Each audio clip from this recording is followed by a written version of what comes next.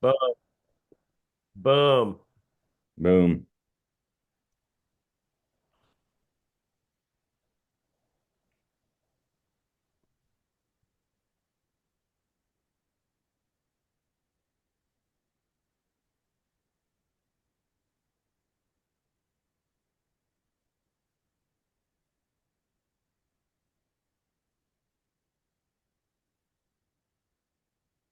Hello, everyone. Welcome, welcome, welcome.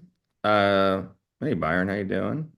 Hey, Glenn, what's going on? Michelle, all right. Jennifer, very Mm, good, very good. what about Yeah, you? just let you know, Daniel was at the inauguration ceremony, of course, this past week, and he returned just the other day here, and he is pretty sick. He's got the flu, and he's in bed, and I'm going to gift everyone that is paid for this webinar. So when we have them next time, you don't have to pay for it, but you still get a free webinar today and a Q&A, and I might have some special guests coming on as well. We always have like some backup just in case to keep it exciting. And let's see. Oh, we got more people here. All right. Joseph, Anita, and Kay, and Kim. Okay, very good. Welcome, welcome. And we have, of course, Cameron, Commander Salamander there. Thank you, Cameron, for getting this together as well on such short notice, of course. But it's all about getting the information out in a timely manner when we do these kind of things. So thank you for hosting and getting that done. Now, we do have a text box over here that I will be looking at, which I normally don't. So if you guys, want to have specific questions, you can go ahead and ask those questions. Um, Ah, there we are. Uh-oh, we got to mute somebody. I heard something come through.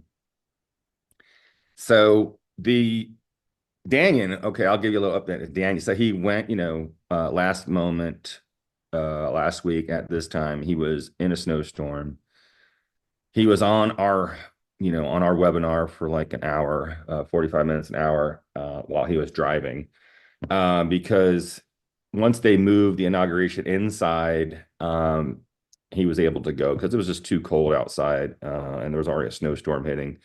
So he got there. It was great the first night. He got to meet JFK. We also have another classified team member on our team that is also working with RFK about getting my nutraceuticals out and all my supplements, including my devices, to be mass produced so we can get educational centers going to train people on how to take care of themselves. Of course, this is 3 and 4 years out with everything going on. And that's one of the things that you have to understand too. Just because something gets indoctrinated into the government, it still takes a while to get stuff out there. So I had a lot of calls about this because some of the information was leaked online.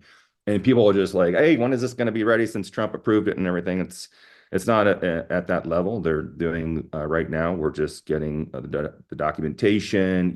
I've had many of my devices, my patents, and throughout the year get approved by the DoD, and you get a special number that makes you a contractor where you can sell these things to them and mass produce them.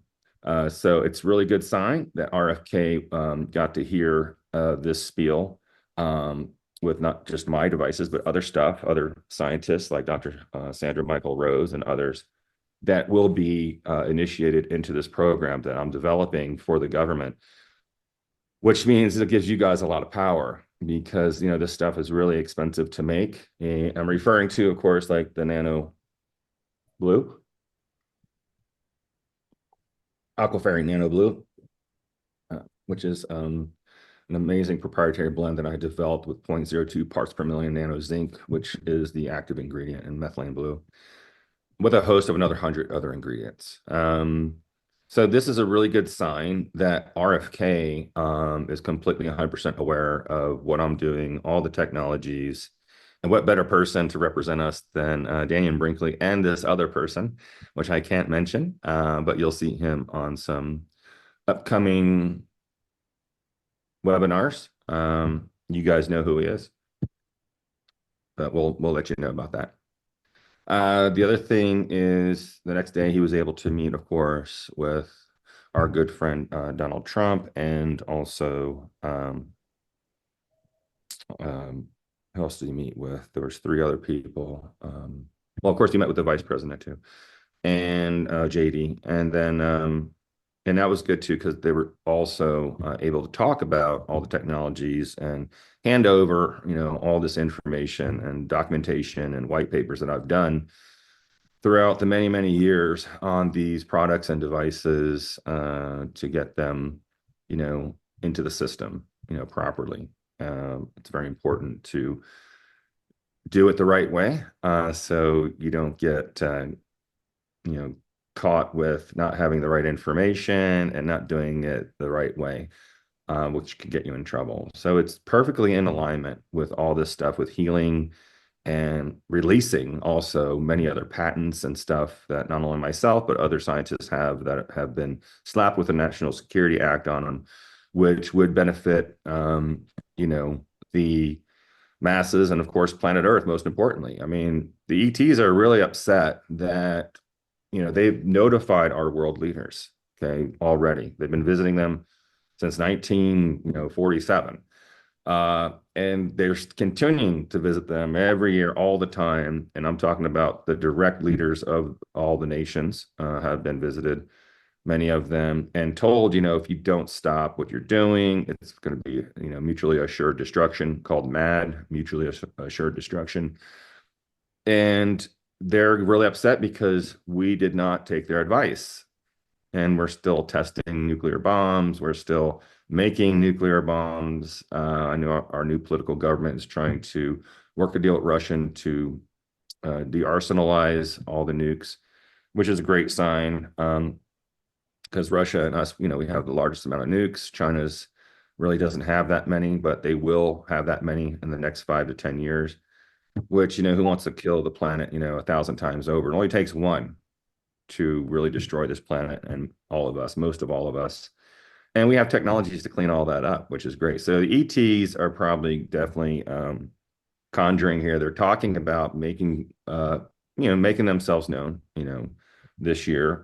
They've been doing it for many, many years, but a little bit more aggressive, meaning, you know, a lot of humans need to see that three-dimensional kick the tires on, kick the tires on the vehicle to make sure that it's real and stuff. So I think a lot of people are going to have a coming to Jesus with this, and because it just rewrites history and everything. But it's not going to be like they come down, give us all the information. They're just going to show themselves here and there a little bit closer so people know that they're not here to create war. They're just kind of hanging out, you know, just hanging out where you can see them and nothing's happening. And once that fear factor goes down, I think they'll take it a step further and then, start communicating probably through our archaic radio systems and other methods, including telepathy for some of you that are already in tune. Some of you have already been contacted by ETs, of course. You ambassadors already know what to do. And it's a waiting time, and the time is now. And it's great. We've been having some great communications with a lot of the extraterrestrial federations, and they're all on the same page of, getting this special group of extraterrestrials together, and bringing these large ships, what we would consider large, into the atmosphere so you can see them and not looking in a threatening way at all. If you have any questions about that, please leave your questions in the comments here. And let me check on let's see who is. Okay.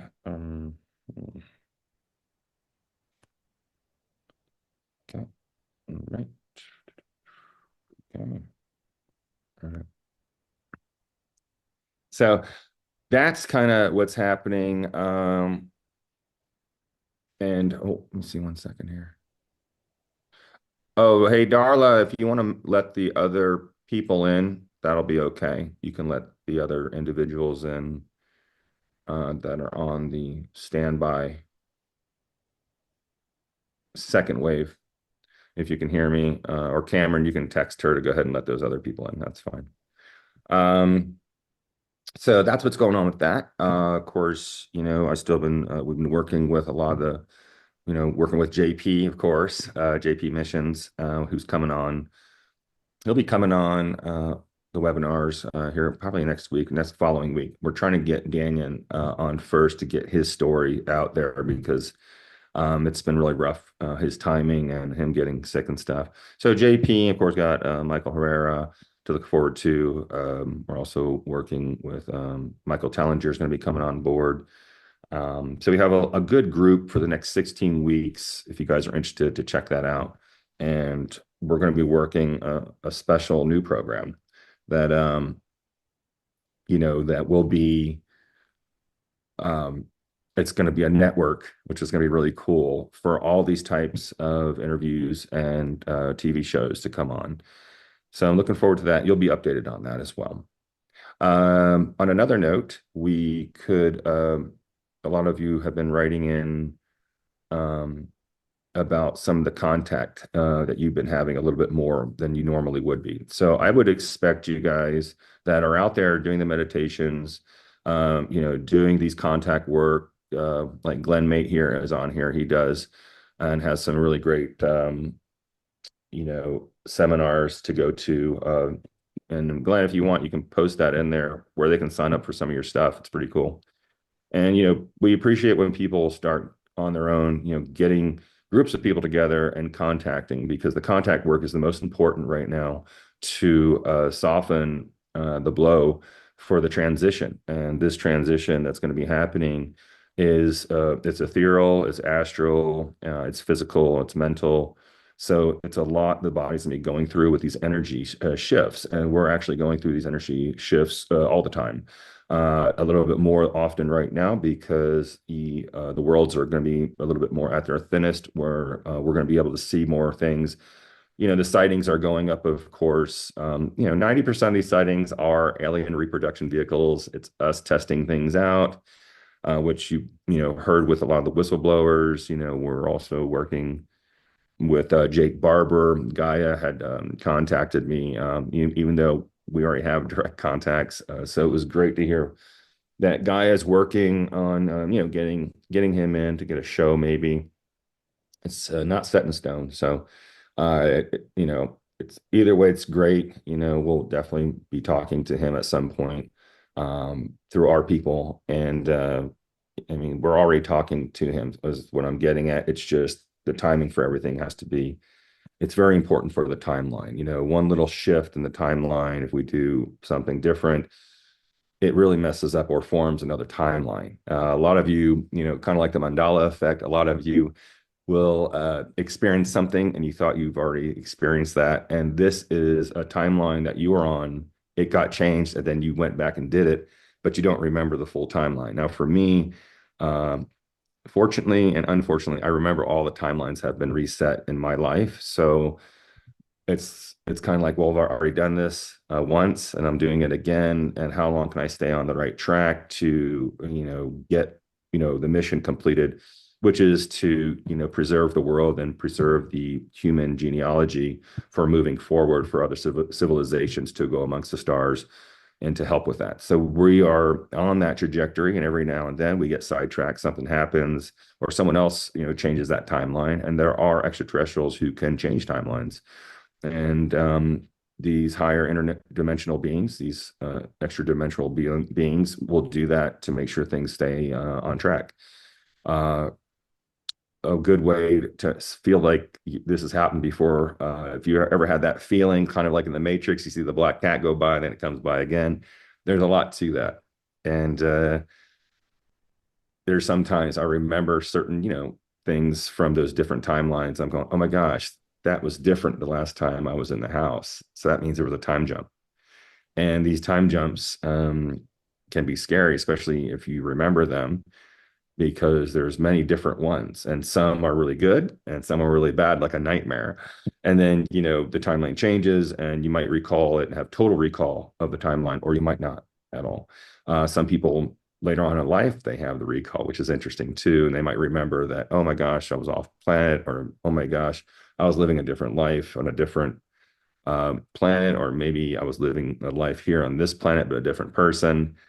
It's really, really interesting because you're still you. It's still your energy that's changing timelines. So if you, just like when you die, you still have your energy and it goes somewhere else, it's still you. whether you remember all that is it's very hard for me to decipher how that works. I know the projects we're looking into how to um, figure out, of course, especially with consciousness, how that energy stays and how that energy can be used to put into another living organism. And that has also happened many times, and they're still doing that today. And it's not perfected yet. Same thing with cloning. When they clone individuals, they start having recall. So there is energy in the genetics, in the lineage, on the Planck scale, on the quantum field of energy that, you know, since we're all energy, that energy has data and information like a hard drive. So it can travel with you. And that's been proven already. That's right, Michelle DePaul. It's deja vu, like deja vu. And that's important. I mean, if you're aware of stuff like that, you're really in tune. And the more you try to extrapolate that and get that so your body and your soul knows what's going on, you keep trying to remember that. And it will come to you if you're putting your meditations and energy into it. And then you'll start recalling a lot of interesting things. You might have had a different life with your family, but it's still your family and you're still there, but it's not the same setup. It might be the same house, maybe the same furniture, maybe not. Maybe there'll be additional pets that you're not aware of and other pets when you're there and you're starting to recall and you're like, wait, how did I get here? What's going on? And maybe you think you fell asleep, it was a dream, or maybe you took a nap. Uh, but no, it's really happening. And it happens a lot more than people can even realize. People don't want to face those dreams or those visions. Most of the time, they want to come back to what they really were because it's kind of a foretelling for your spirit and soul to see, what could have happened or what may have happened or where it did go, but it ended up better for you on this path. And these are great things to learn and educate yourself. These are messages from your higher lineage, the people that have passed on before you. Of course, your extraterrestrial lineage and the downloads that you get are coming in cosmically, astrally all the time, even from within Earth. Um, and that's a whole nother thing with Earth right now at the state it's in. It's very delicate, and it's not doing so well because of us. And the inner Earth beings and extraterrestrials that have been here for a long time, they're really upset with that. They have visited, like I said, even the inner Earth extraterrestrials and beings have visited with their extraterrestrial craft. And you can read about this or watch some of my shows. Got to put the plug in. Of course, check out my shows on Gaia TV. It's called Cosmic Disclosure. And I say that not because pretty much everyone here knows it, but anyone who sees this replay also. And yeah, so number one show on Gaia TV. It's called Cosmic Disclosure. We get into a lot of stuff. I love the Antarctica stuff, that I did with Richard Doty, where he talks about Admiral Byrd and how Admiral Byrd got to Antarctica and also, found these entrances into Hollow Earth. And Hollow Earth is where Admiral Byrd did, meet these extraterrestrial beings that have been there forever. And, talking about the central sun, that there is a light source in inner Earth. And there's also, just like it is on the surface on Terra here, it's got rivers and lakes and oceans and forests and mountains, and they're doing pretty well, and they're protected from the Earth's crust from all of the contaminants, but it is destroying the crust what we're doing, and it's getting deeper and deeper. And they have visited multiple presidential people and people in the United Nations and warned them, hey, you got to do something about it. So they're now saying, we're done with you guys because the leaders didn't take action, procrastinating for 50 years. So we have 60, 70, 80 years. People they're gonna take it into their own hands. So the extraterrestrials are coming and they're gonna show themselves in a non-threatening way. If you do see anything threatening, it's most likely not extraterrestrial, and they will deal with that. So this whole fake alien invasion thing, definitely it's there, it's prepared for. I've seen it. They have thousands of craft, they have thousands of clones, all different kinds, to scare you or to manipulate. These are program life forms that they've been growing for 30 years, and all the different shapes and sizes and creatures. Um, and that's, I don't think the extraterrestrials will allow to be misrepresented uh, by, the underground world corporations, above one percenters. I call them one percenters or nobodies. But there are other organizations that are pretty diabolic, and they're being dealt with. And we still have the Galactic Federation here.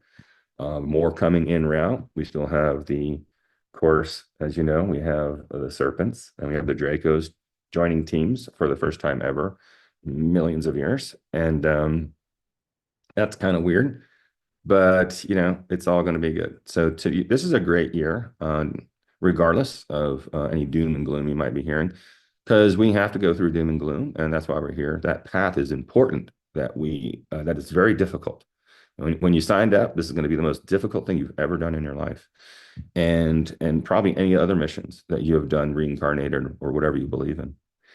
We still go on, of course, and keep doing other things. But it's great to have all you guys here at this time, and I'm glad you guys are being informed, not only through me, but by others are coming out.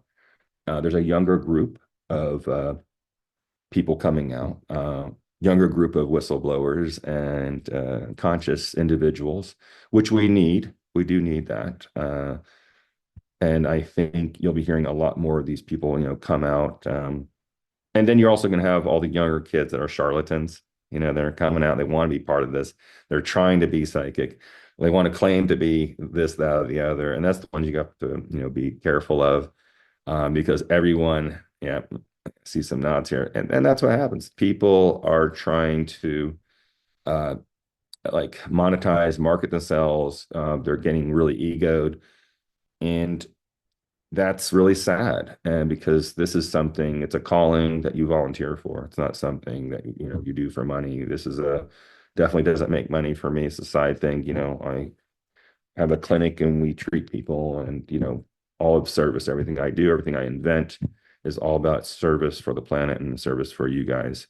Um, and so just be aware of that. And there's also people out there that are taking technologies or taking even supplements. I've had many people try to get some water and put methylene blue on it and sell it online. And I'm laughing and laughing because, it takes 3 days to make 1 liter of our stuff, because it goes through such an incredible process with the four-state plasma water. There's so many ingredients with crystalline structures. And of course, no one has the ability like we do to holographically imprint and program water like Harimoto does in his book with frequencies. So that's kind of how we know that these things are happening. You got to be careful. And some of these people are hurting people as well, and that's not good. As far as devices, the same thing. There's been uproar and uprush of people getting devices that have been working forever, trying to redo them, and they look really sexy, but they do not do what they say. So be careful of those people. And if you ever have any questions, please write into my team and myself at no, do it at cosmicmarket3@gmail.com. I'll write down. So email.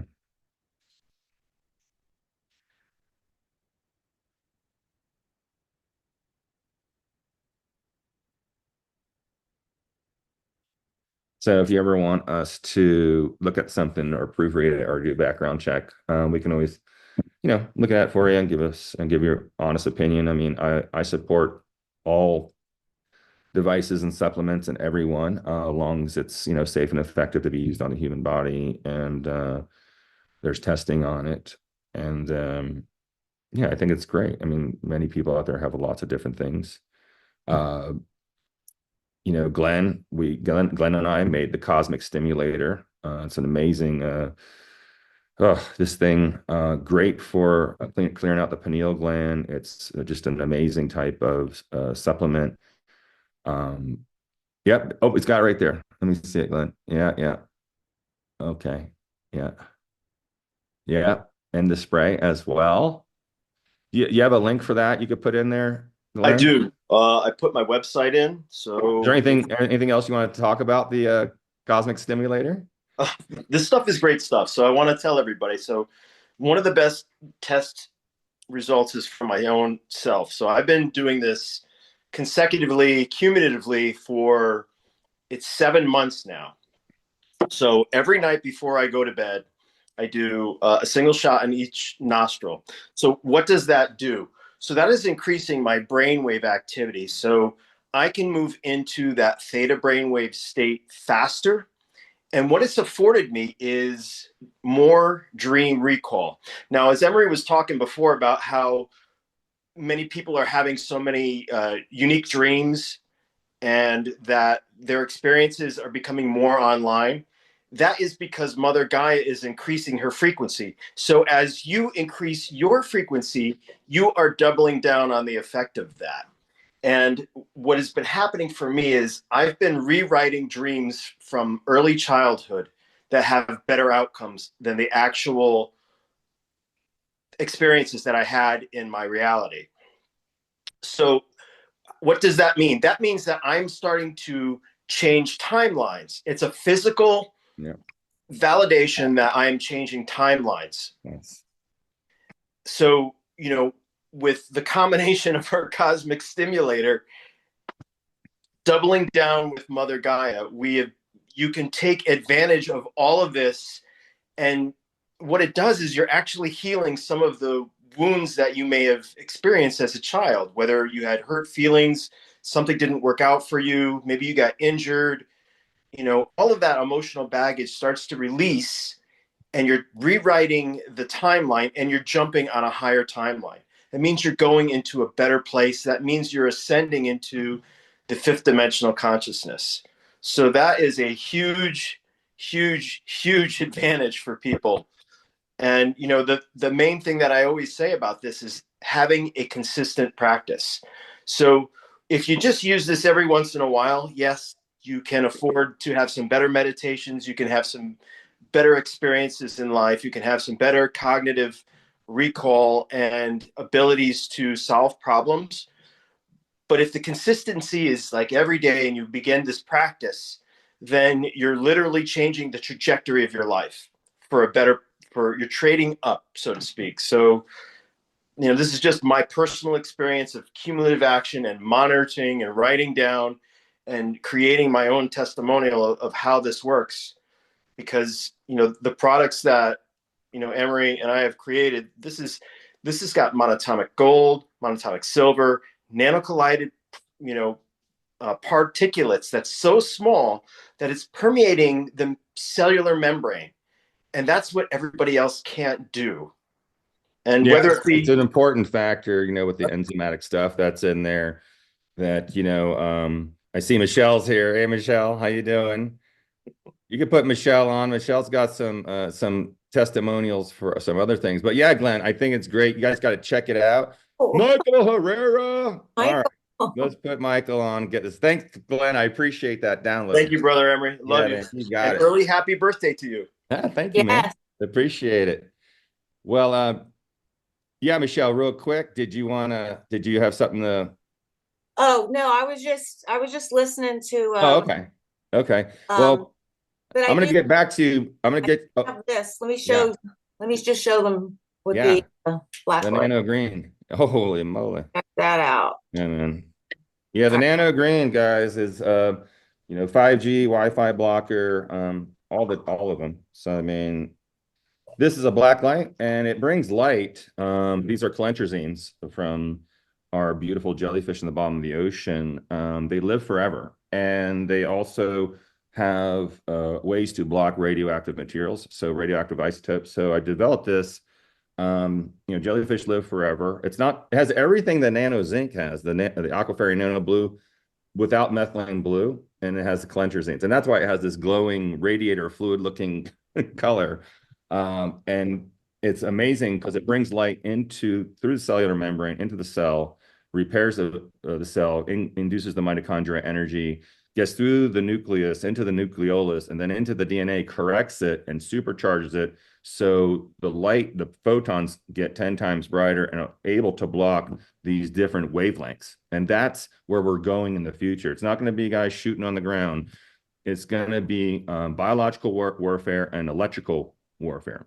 And that's where it's going to be going. People are going to be able to psionically do things to people. It's going to be done within closed doors, and everything else will be done by AI and other technologies. Yeah, and I will say this real quick. Mhm. I'm almost done, but I've noticed I always had migraines. I was always getting, and since I've been taking this, knock on wood, I mean, I feel so much better. I travel. I haven't been getting sick. So it's just another video for this, but this is unbelievable. Oh, it's great to hear, Michelle, the feedback from our patients and clients. So I'm glad you said this. It does have these abilities to reduce inflammation. And most importantly, I don't talk about it. It actually is able to allow oxygen clusters to form and carry more oxygen into the body, into the cell. So a lot of people feel a little bit more awake, more coherent, not so sluggish. Sorry, I didn't mean to interrupt you. I do it's not caffeine. It's not like that. It works with giving more oxygen to the body, so the body can now I do want to bring that up because I was getting to a point where I would have to take a nap, even if it was 45 minutes during the afternoon. I haven't had to do that. Yeah.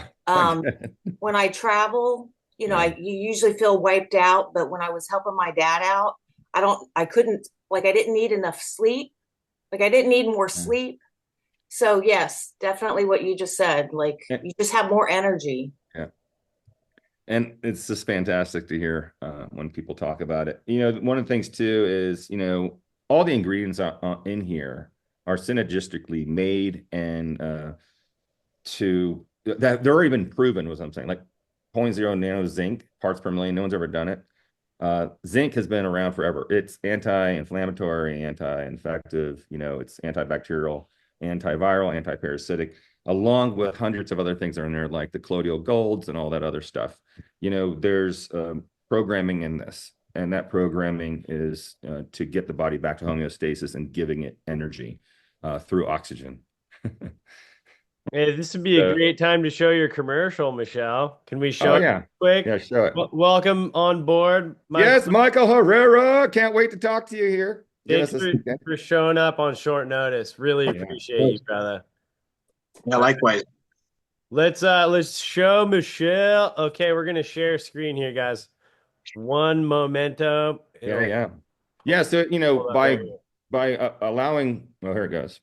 So we got the Cosmic Disclosure Alliance Facebook page pinned at the top here. We're just gonna go over here. Oh, look at these guys. They just went live last week. We're on the front page, Michael. Yeah. And it's good. And then so it's just farther back here. Here's the commercial that is powerful. So we're gonna make this big screen. Boom. Full screen. The volume, yeah. Wait, hold on a second. We need to pull this up full screen. I love that tri-field meter, Michelle. That's my favorite one. Alpha Labs doesn't make that anymore. Okay, here we go, guys. Can you hear that? Yeah. Okay, guys, I'm going to do a little test. In front of you, you have my router. I have my tri-field meter, the very expensive meter. It detects magnetic, electric, radio waves, EMF detector. I'm going to turn it on. And as you notice, I'm pretty maxed out. Even when I'm, few feet away from the router. Still pinging. So I wanted to show you this. Now I'm going to show you what happens when you put emerald green in front of it. Look at that. It pretty much blocks the EMF in front of it. Yeah, that's my kitty. You see that, Gracie? Is that pretty cool or what? Kitty like. So I am going to try Aquafarian Nano Blue. Again, you can see the reading. Look at that. It blocks EMF. This is crazy. How cool is that? You're seeing it for yourself, ladies and gentlemen.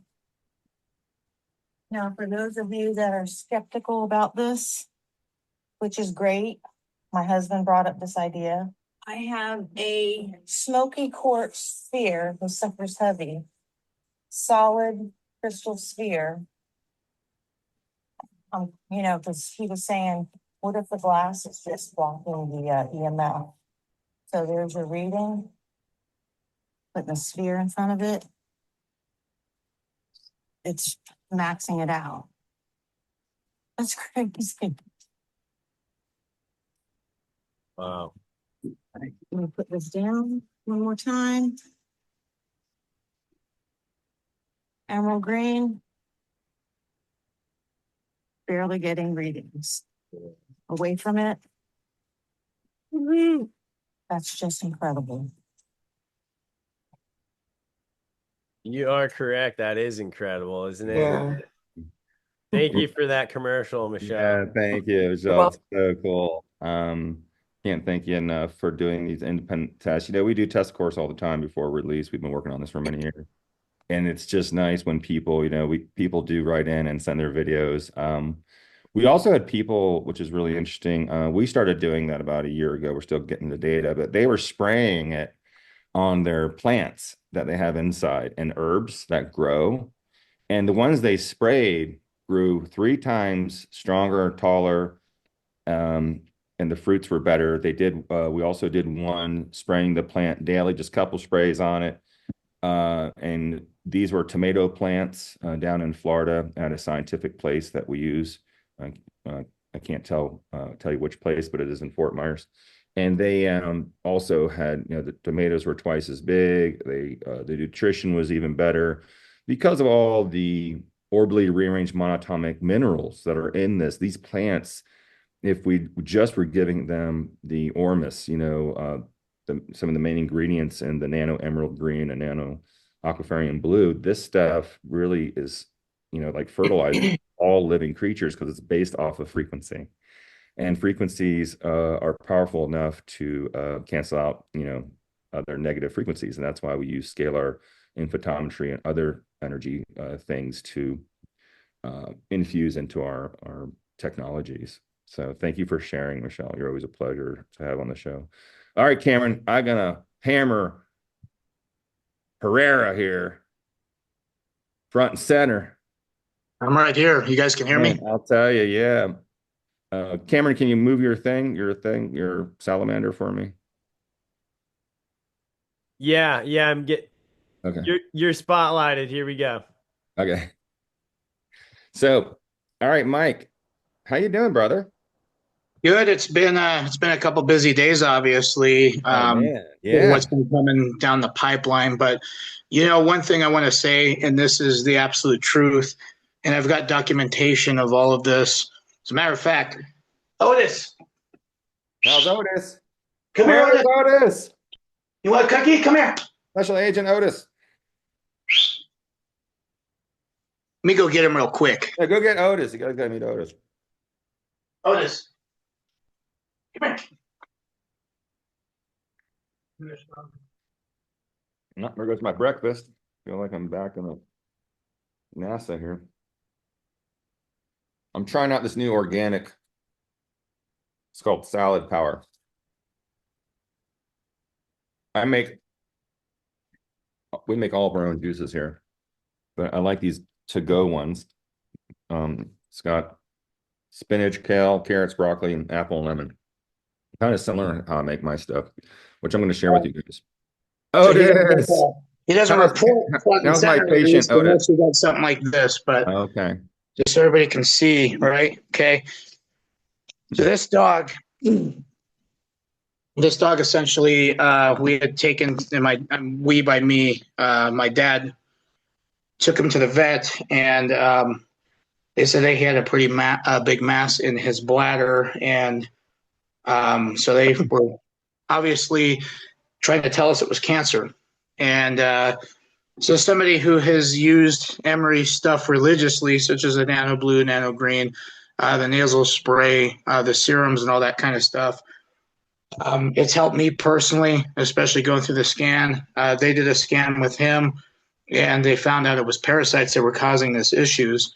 Wow. So I was giving him Nano Blue daily, and by me, I mean my dad was giving him Nano Blue, and essentially it made him get better, to where you notice when he tried to pee, very little was coming out. But now, obviously, because it killed the parasites and everything up, his pee's a lot longer, and it's like, yeah.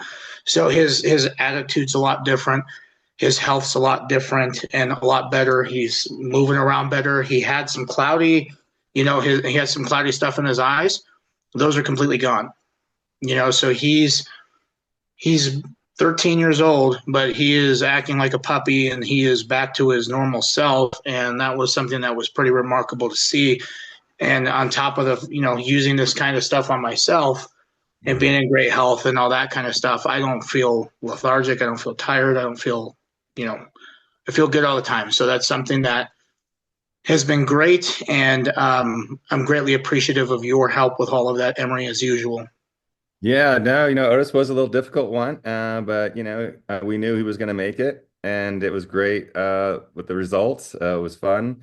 I'm glad I finally got to meet Otis, because we have pictures of Otis, because we have to run the pictures. These scans are done by reading photons off of pictures or a hair sample or a fingernail sample. But the best is pictures, because of the way it actually works, which is the same way that the James Webb Telescope works. By measuring photons off of pictures of planets to see, what kind of life is living there. We did the same thing, but we did it through the body, and it's super successful. I sent the link there. If you guys want to go to the link and read the descriptions, you can. It's, like I said, it's something you're going to have to educate yourself on. There's a lot behind it, but definitely go to those websites and check them out and see if it's for you. The scans read 1.2 million different frequencies. It's a little more advanced than a Rife machine. And after it scans the 1.2 million frequencies, we have a 2,200 page report that Darla and I go through. It takes about a week. And then we call you up, have a conference call, go over it. That takes about 3 hours. And then we put you on whatever we recommend, depending. Every patient's different, but we see everything, all cancers, all parasites, bacteria, viruses. It's an amazing scan, only one like it on the planet, that covers that much detail, going down into the DNA, into the RNA, into the chromosomes. So we know how long you've had it, how long that bug's been there, where'd you pick it up from, what countries you've been to. And some of you on here have had it before. I know Cameron's had it, and Michael Herrera's had it as well. Uh-oh. Yep. Yeah. Oh, there it is. Yeah. I was like, hey, what happened? Yeah. You guys can check that out at your leisure. I don't have any more cookies. You have to go. Uh-oh. See? That's what happens. Well, now you didn't want to listen, and now you want to sit here and act like you're your best friend now, huh? Yeah. All right, so this is the website where you can check out the scans. We're still working on some of the back here in the back end with the website, and it's about ready to launch, to the next level. Yeah, it's a super successful. We're training. We have pilots, of course. Darla and I, we have these other people that we're training called co-pilots. And because these people, when we train these clinicians, they have to be, number one, medical background, and they have to also have be intuitive and demonstrate that. And because you can't just have one or the other, you have to have some sort of understanding of the body, plus be really intuitive. to work through the system and to find things that stand out because of the terminology. You know, we're talking about med school terminology here with definitions and everything. And, you know, it's just a fascinating thing. But we're not going to get more than that into it. If you're interested, write in. We'll answer any questions. If you have any questions here, please write in. We have Darla on and Darcy, our co-pilot, that can answer questions about it if you have any questions here. And let's see who else is here. Whoa, we got some more people here. We got Norma. Hey, Norma. Karen, Darcy, Sarsh R. Oh, I know Annie. Annie's got the pink hair. Judy, welcome. Glad you made it. So Amber's here, Amber Black, Julia Dean. Special K, Kim, how you doing? All right. And so Mike, what kind of updates can you give? I mean, we of course talk all the time, but man, these last 3 days, lots of things happening. Yeah, that's the truth. And you know, so Jake Barber was somebody who came out last weekend through News Nation and told about his experiences. And that was something that, you know, I had to essentially bite my lip on in some regards, not in a bad way, but just the fact that now that he's established that he is the insider that I have been working with in respects to my part of disclosure and what I've been able to be exposed to and to release on their behalf. So when the horse's mouth comes out and basically validates and vindicates what I've been saying and you know, and everything that he said was something, I mean, because originally he was not coming forward at all. He was very adamant about it. He's like, we're going to be plugged in. We're just going to collect as much information and evidence as much as we can, but we're most valuable on this side. Right. And then there was something that happened and basically triggered them to proceed to come forward as whistleblowers. So there's a lot that I wish I could say in regards to the aspects of what we've been doing. But again, like I've told people before, I will let Jake speak on behalf of that because that is, you know, this is his time. That's their time. You know, I came forward, you know, almost 2 years ago. So for me to say something is not going to be as powerful compared to what he has been able to demonstrate and provide, as well as some evidence with psionics and how they work and operate and things like that. So I'm very happy that he was able to provide evidence, you know, even though there's people out there, and this is something that a lot of people in this group have seen.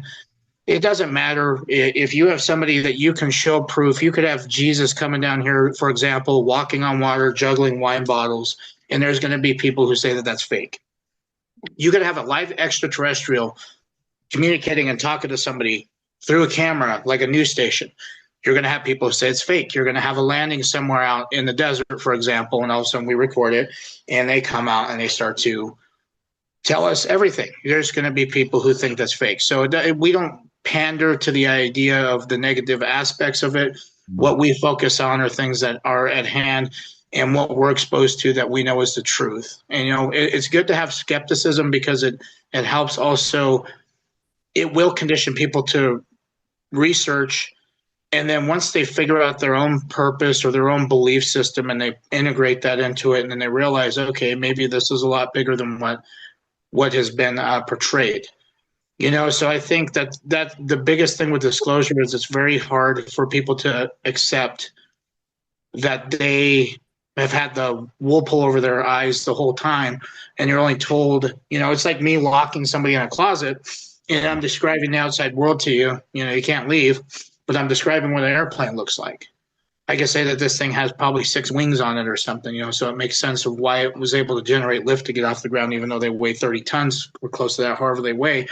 You know, so that's kind of what I feel the world is revolving in that concept. So it's for us basically that we're trying to open that door and allow that to be something that can be the focus and be the understanding of what we're trying to do. We're not trying to change people's minds here.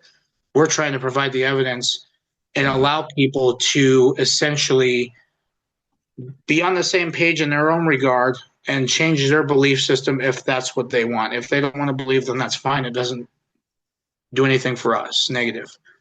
But it doesn't matter what you do. There's always going to be naysayers. Look at President Trump, for example. There's a lot of naysayers with that. There's a lot of naysayers with anybody. It just, people are going to like you. comes with the territory, comes with the territory, being a leader, being, especially in our, like what we do, president and his people are going through it. I have every now and then haters pop up all the time, asymmetrical people that I don't even ever met before, don't like the agenda I'm pushing. These are bots, walk-ins, demons, people that have been hired by corporations. It is to disinform. It's a lot of energy, and it takes money, energy, and it's just something that we're volunteers, we're here, we're the warriors, we're up front, the front lines. You're not, and we kind of just don't engage with that kind of thing. I talked about that on one of my Facebook lives I did the other day, with the attacks and everything. I have people attacking me, even former colleagues and people that just hate to see me successful, hate to see me, at the front of the line, talking about this subject, hate to see me healing people. There's a lot of these negative energies out there. And, you just got to roll with it. I laugh at it and bless them, send them into the higher light, move forward. As long as it's not directly in my path. And if it was, I'll just trample you and keep going. It's sad it has to be like that. One of the important things you said, Mike, I want to point out, which is like one of the hardest things I have an issue with, is, explaining, let's say, the extraterrestrials, the technology. I get downloaded all the time. I've been, part of these amazing classified projects. There are sometimes things that I study through those educational platforms, even to this day with downloads. I cannot even explain even to you, because that definition terminology is not even out yet. So you're sitting there, I'm in a closet that's completely dark, and I'm going to explain to you, Emery, what this thing looks like, 6 wings or whatever. And how do you explain something that there's no adjectives in the human dictionary to, give an accurate, picture of what's going on, Oh, someone needs to mute their thing. I can hear them. And so I think one of the things is, along with this disclosure, is going to be the education and also the adjectives and nouns to explain exactly, how do you explain this light vehicle? There's special terms in science that I've learned that we haven't learned yet, but we're going to learn it.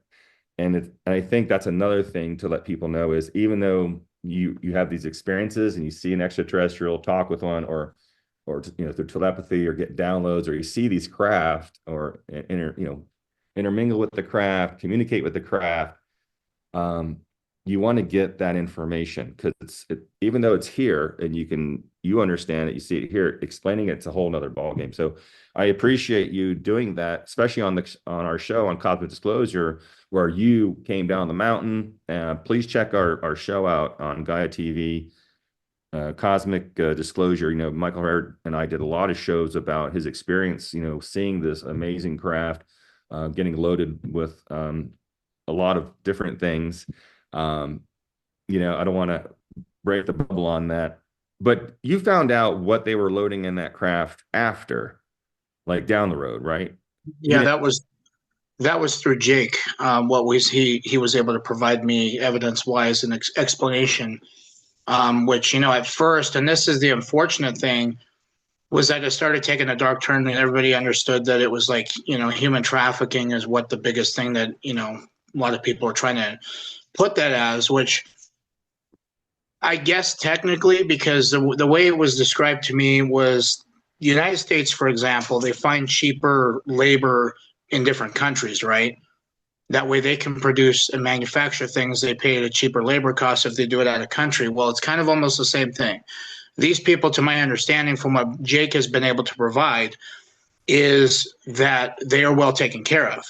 However, there is another side to this, and this other side to this is these people are administered drugs like serotonin, for example, and other things, basically a cocktail of different drugs that allow them, even though they are these psionics or these psionic assets, or P3 operators is what you'll see floating around, these drugs allow them to operate on a higher level.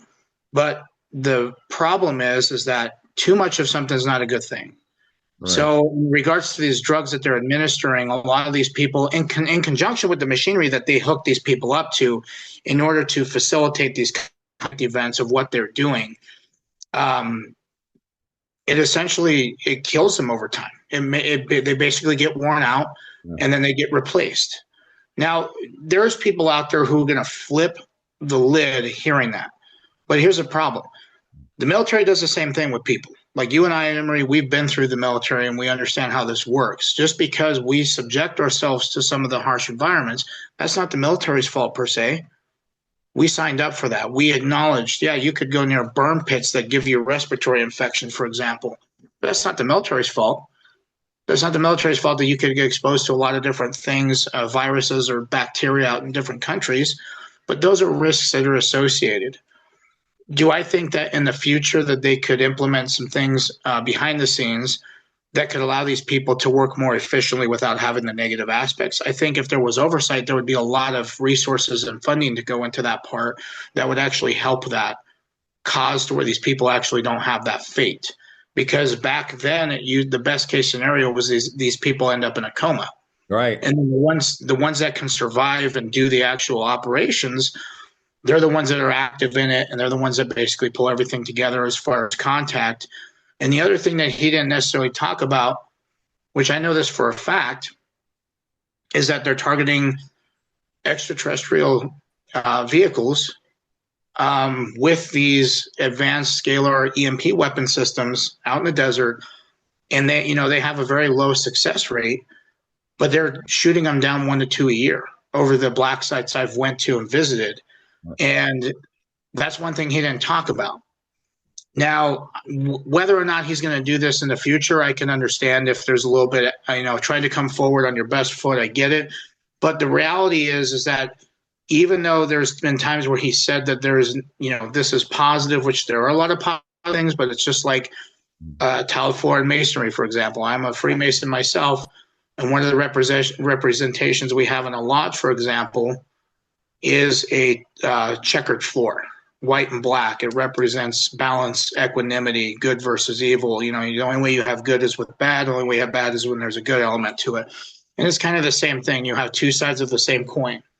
So it just depends on what side of the coin you sit on and what you're willing to accept and what you're willing to understand.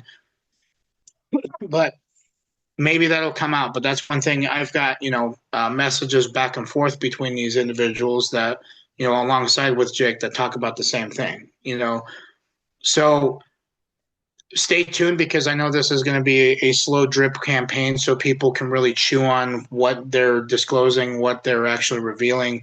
And that way it connects the dots and it links things together. So it provides a bigger picture of understanding for people to actually sit and ponder the good questions. Well, yeah, the non-human intelligence is a real thing that exists. Now that people think that the psionic, psychic aspect of it to basically communicate with them telepathically and pilot craft, people think that's out there, and that might be a little too far-fetched when it really isn't.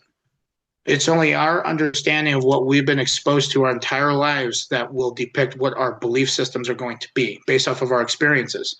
So if somebody's not putting themselves in a situation to experience these things, they're not going to understand it, of course, because they'd rather sit on their couch and watch television and have the idiot box tell them whatever they should believe and think. That's not how this world works. The world works through experience. This is the reason why we have eyes. It's the reason why we have 2 ears. It's why we have our senses, is through experience. So your brain can relay and collect that information of your environment, and that's how you process your experiences that way. So over time, I think it's going to change people. And I think right now the thing that I'm noticing is there's these UFO camps, if you want to call it that, where people are sitting there trying to discredit everything what we do. And then there's people who are very open-minded and like what we do. And what we're doing is just staying right in the middle.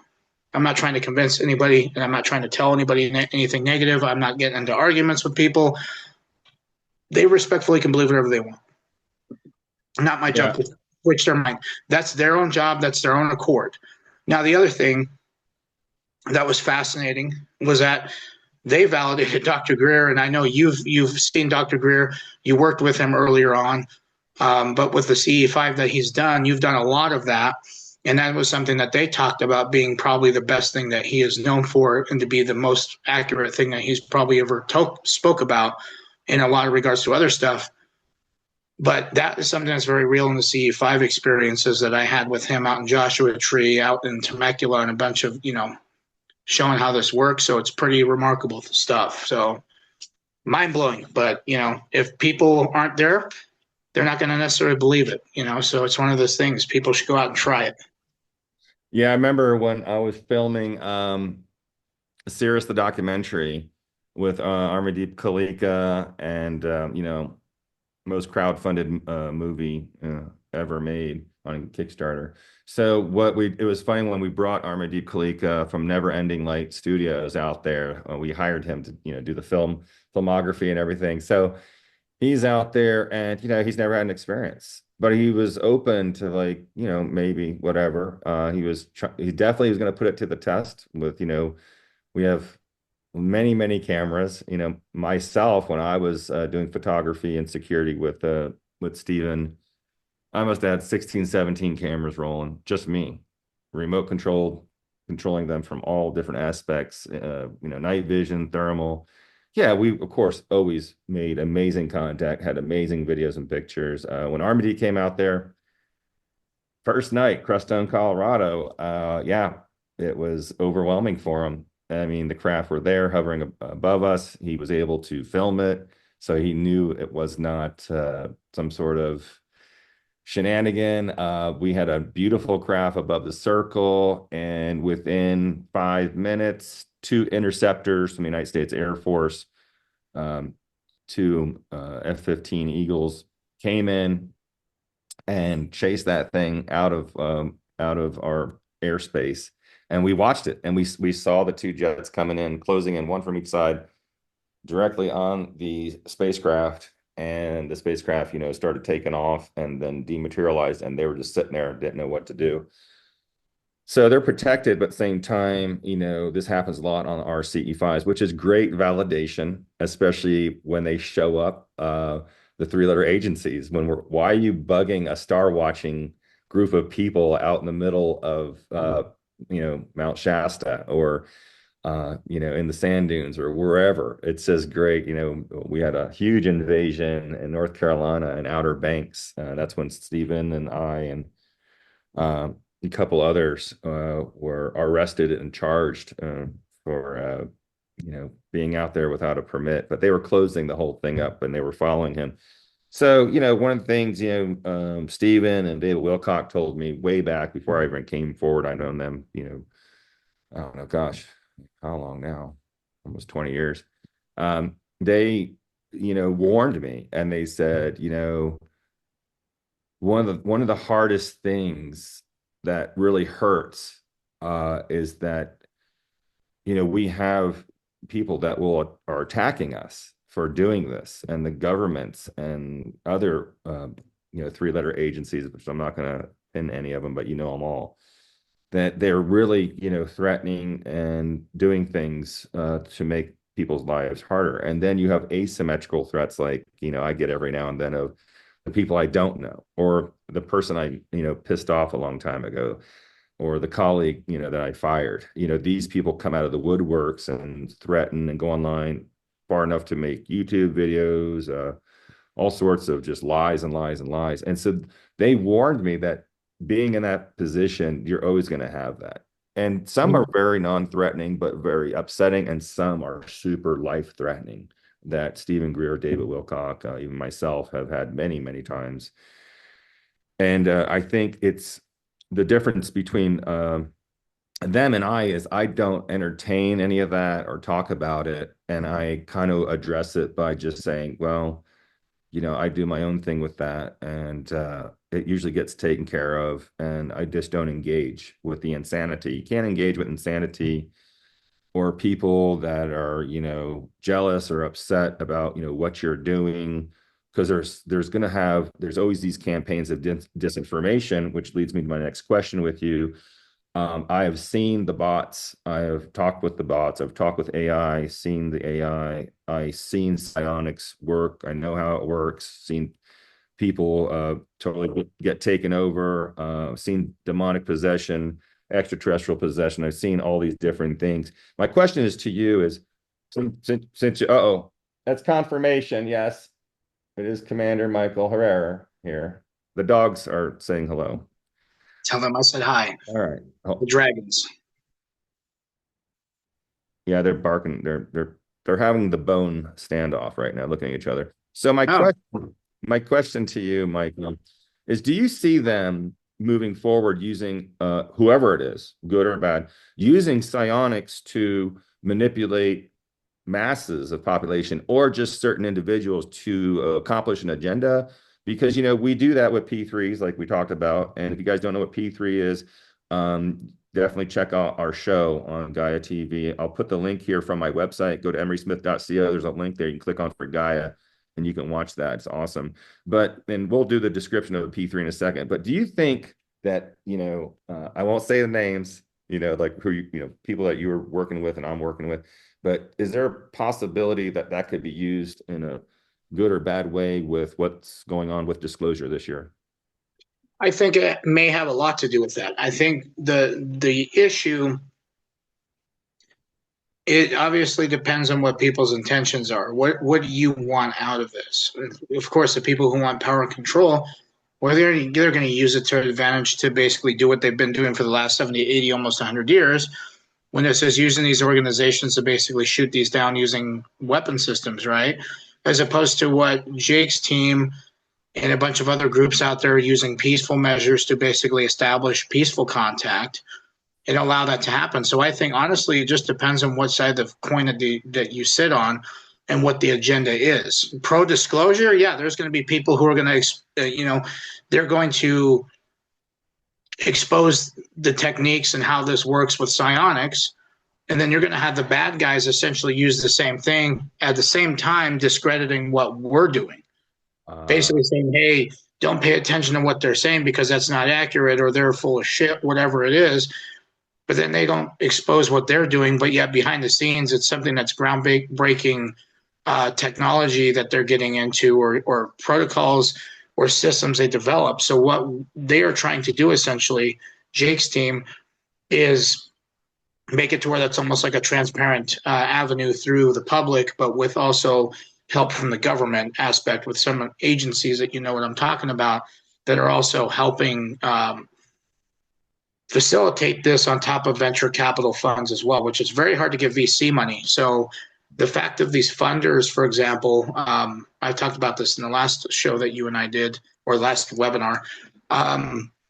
VC money is very hard to get. I know that personally. I've tried multiple times for business, and it's something that we get a little bit or something we get a lot, but they're typically, they want to put blanket restrictions over your business. So if you sell it, you have to pay them. It's kind of like a lien, for example. So the fact that they were able to get that is pretty remarkable, which means whoever the funders are know that this is a legitimate thing, because not anybody's just going to throw money into something that sounds like it's far-fetched. But yet there's, I don't know how much money is going into it, but there's quite a bit. So obviously whoever's funding it knows that this is a real thing. You always got to follow the money, and the money is saying in this result that they're funding these people to do that work because they know for themselves it's going to be a good return on investment in the future. Yeah, I agree with that. And I think, wherever the money's coming from is a really great sign. I really don't care where it's coming from.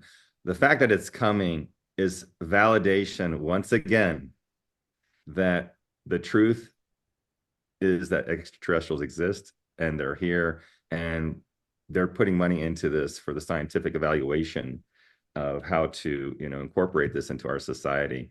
There's so many validations. I still don't understand why there's a percentage of people out there that still just don't believe in life after death and life and beyond Earth.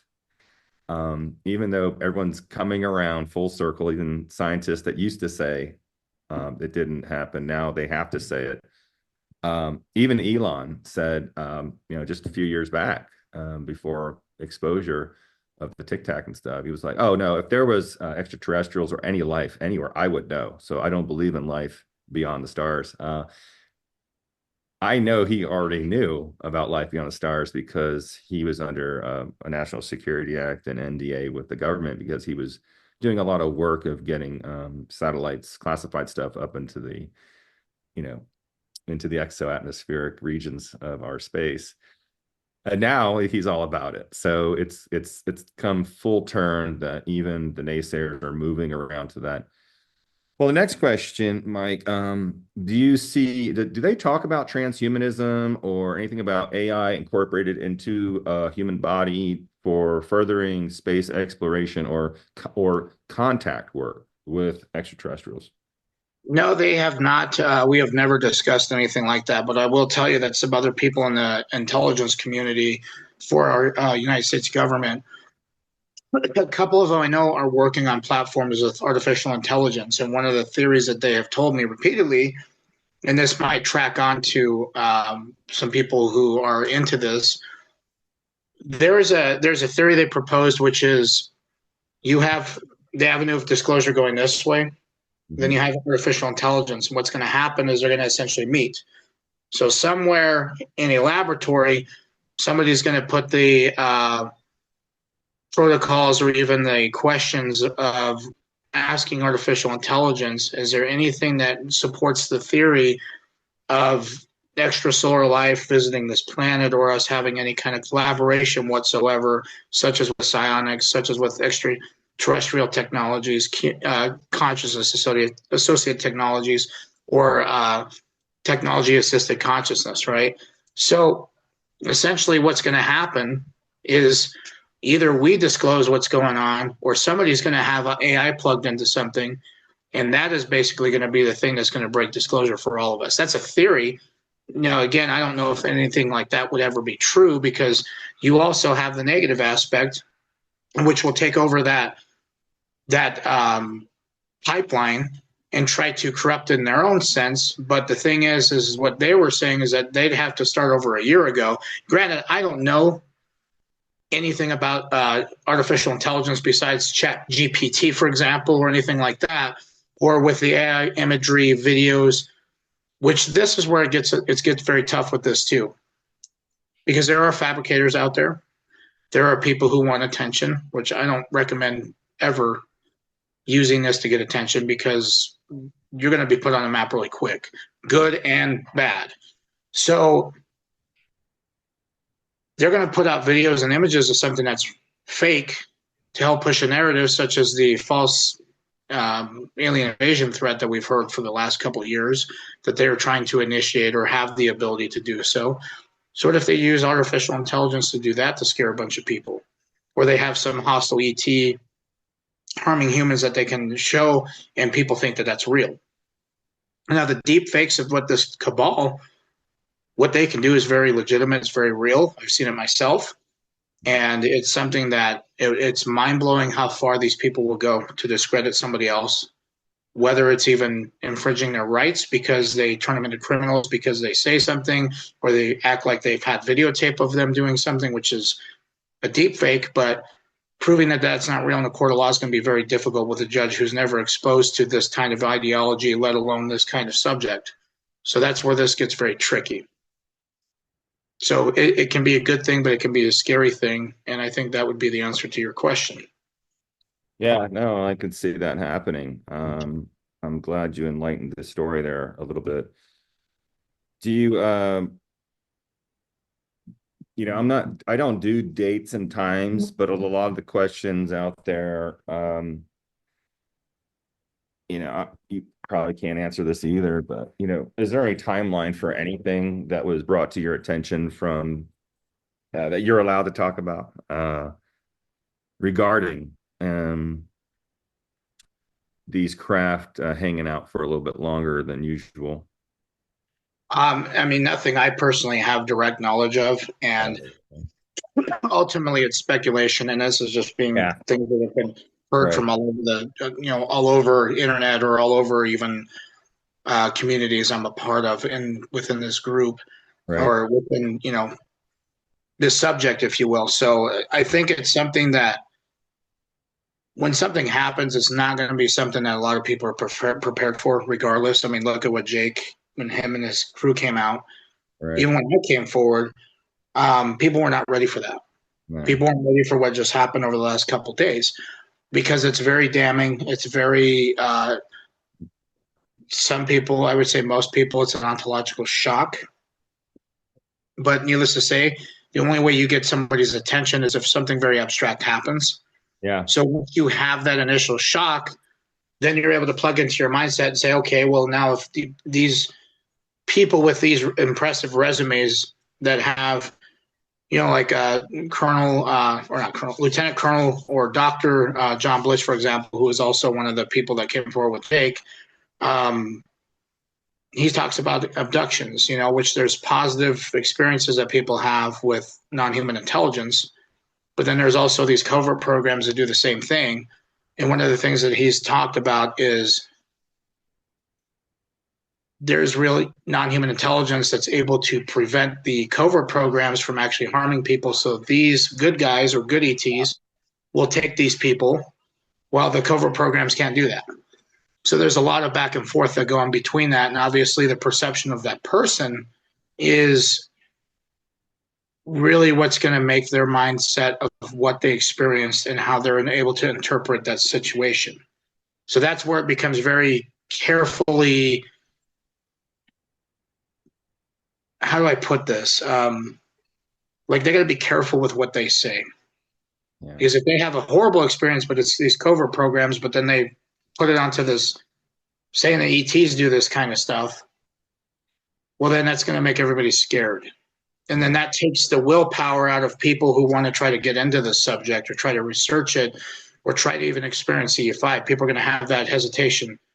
And if they have that hesitation, they have that understanding that these are evil beings, which they're not, then they're not going to experience it. And that's just one part of the percentage of population that will never believe in it, that will never experience it because they are to themselves have a bad or negative indication with this phenomena. Yeah, I mean, you hit it on the head there because, you know, this psionic kind of, they're like they can put that information. That's a programming, by the way, to disinform people with one person.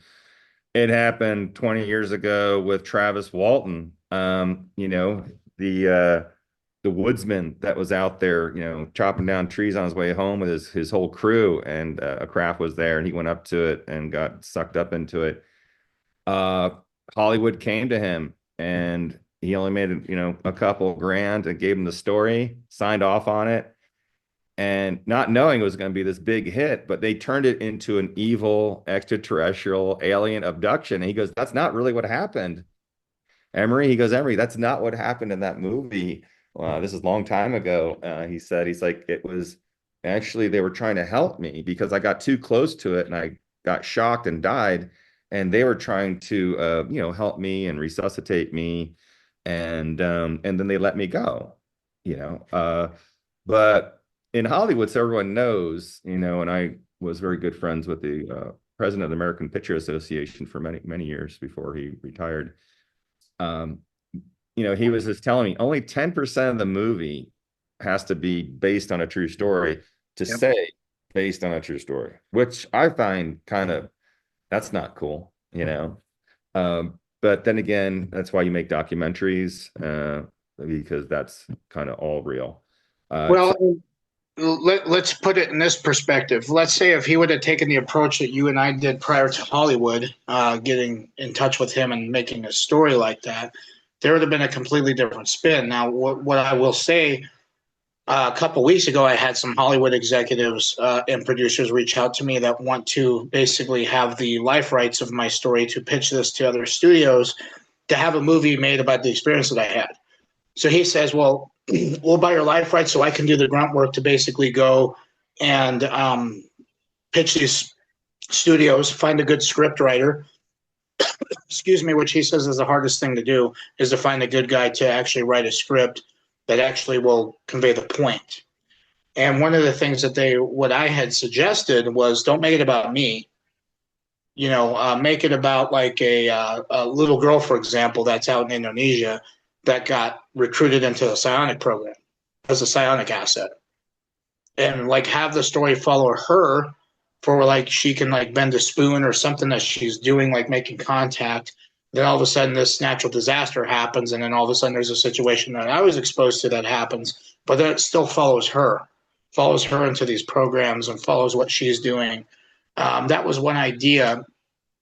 But the thing is, you also have to be careful. Now, the good thing about this guy is he's very well known between people that I know personally that say that this guy's good. That, and I talked to him personally. He says, no, it's like, I'm not, this isn't a limit to where if I buy, your rights to this, he says, it's not like you can't talk about this and all that. He says, I want you to talk about this. I want you to convey your story because, he's been in awe of it ever since I came forward. And that was one of the ideas he had, was just trying to convey the point that this is a real phenomenon, that these black programs are real, that yes, there's circumstances like this that happen that are negative, but at the end of the day, we're taking a negative situation and turning it into a positive. So that way it helps out humanity and it helps our planet, it helps our government out, and it helps our people understand what the reality of the situation is. And so as long as they do it in a way that I can sign off and say, yes, this is the right way to approach it, because I have no problem going on. And if they make it completely different, going on to like your show or any other shows and saying, no, they screwed the pooch with this because this is what they flipped it into. But the only benefit I have is coming forward into different means outside of Hollywood and actually conveying the point in the story and doing a bunch of other shows to basically talk about the experience. So they can't flip it. Yeah, no, I mean, it's really, you, I agree that the thing is you got to be careful with selling your life stories or name or whatever. I mean, I had Sony, an ex-Sony executive, approached me with some Hollywood people, and they wanted my name, and they were going to give me $3.5 million just for my name indefinitely. They could use it, and of course, all my stories. And of course, I was like, no way am I ever selling my name to anyone. And been approached by many of these, like you said, these Hollywood people. And I'm definitely going to do a movie, and a book this year. Get it started, I mean. It's time for that. It's just, I have to be careful because I don't want my story to end up in a way that it's not being told, truthfully, number one. And number two, I don't ever want my name to be extorted out and hoard out amongst the world as something that anyone could use.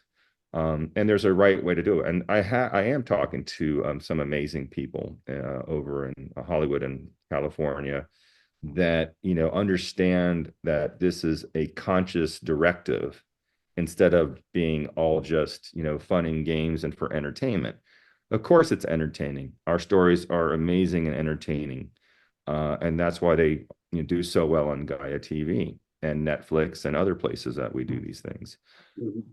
But I've seen a lot of redone stuff from abductees and from scientists and other movies out there, and spoke to a lot of these people, and they wish it would have been done a little bit more appropriately, a little bit more on the timeline and the different things. But once you sign off, then you're pretty much, you just tell a story. They have complete control. So I'm glad that it's out there. You get called all the time, I know, and these things are on your back plate. I think it's a brilliant idea, and so does everyone else on here on the text. Michelle DePaul, everyone has a great idea. Commander Salamander, Cameron, everyone's like, it's great. So I think you putting that into the little girl story is one of the most compelling, trafficking situations that I've ever could imagine be posted on a Hollywood movie. That's real, number one, which I can validate, and it's compelling that you came up with. Did you tell them that? Did you say? Yeah, they agreed with that because that was kind of the idea. Yeah. And I told them, like, there's already so much stuff about me. I don't want this, this is a situation that happened to me, but it's not my story. There's other people who've experienced similar things to this that just have never came forward about it. Some people are not alive to tell about it because they had a lot worse experience compared to what I did, because I'm alive to talk about it. Some of these people are not. But that's one of those things. So I don't want to make it about me. There's already a bunch of stuff that I've had made about me, like, shows and interviews and things like that. I hate talking about myself. But if I put this into something that more resonates with people that weren't in the military, but maybe these people, there's a lot of people who have special gifts out there, special intuitions. There's a lot of people who would be able to relate to something like that compared to a Marine. That's what a lot of people can't relate to. So make it to where it's relatable to the common person who goes and watches that video and understands that. What I hope it does is it gives people hope. And I hope that they do the right thing to convey that, as opposed to try to do the Travis Walton syndrome of trying to make this something about, an alien abduction that went horribly wrong. And that wasn't even really what happened, So the only saving grace I have are all the interviews and even the TV shows on Gaia where I've talked about this, where they can't flip the script and they just have to accept that this is what's already been said for almost 2 years. And the story's not going to change because this is just how it's happened. And that's what I'm going to stick to because it's the facts of my situation that I can convey. I can't prove it, but I can convey it. And the only thing is Jake can prove it to an extent because that was something he was a part of, at least that organization. And there's good guys, there's good factions, good groups, and there's bad factions. And they screen people who have the sociopathic abilities that can literally turn against their own people and have no problem murdering innocent people or killing service members or doing anything like that. So I'm just thankful that at least the people I've met through this journey are all good people. Granted, I know that there's people who are kind of masking to pretend that they're good people, but you find this out before you ever do anything. But, I hope to convey the point to try to bring hope and not scare people with this subject and get people to feel more enlightened and more relatable to it so we can take the approach as everybody together. It's going to take every single person in disclosure to bring this forward. It's not one person. That's right. And I think it gets a lot of people heated that want to be the front man. It's impossible. The only way that I can really describe this is like a football team. You have a quarterback, you've got a center, you've got an offensive line, you've got a defensive line. So what are you trying to do? Well, it takes a whole entire team to coordinate and work together to either throw that pass to a wide receiver to run it into the end zone or somebody run it in like a tight end. So right. That's what it's going to take to blow this whole thing wide open. It ain't going to be one person. It's all of us pulling the same weight. So the thing that I need people to do and understand is that we got to put our differences aside, guys, and we have to be at a point where we work together to bring this up because this is the only way that it's going to work.